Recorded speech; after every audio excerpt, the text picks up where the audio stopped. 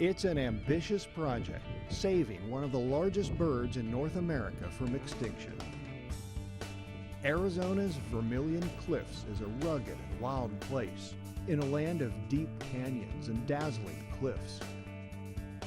Just 50 or so miles north of the Grand Canyon as the condor flies, scientists are trying to bring the California condor back from the brink.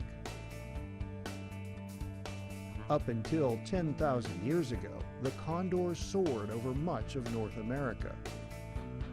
But by the 1980s, only 20-some condors still existed in the wild. The birds were gathered up and brought into a captive breeding program. There has been slow but steady progress. Today in Arizona alone, there are about 60 free-flying condors. Seeing condors in the wild is like traveling back in time. They've been called the living fossils of an ancient era. They scavenge over large areas for food. They are social birds, living in loose groups.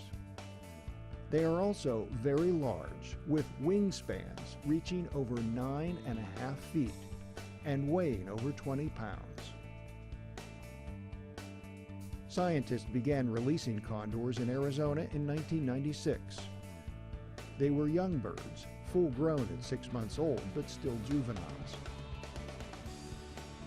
The condors are learning to live again in a part of their historic range, a range they lost over a century ago, largely because of shooting and lead poisoning.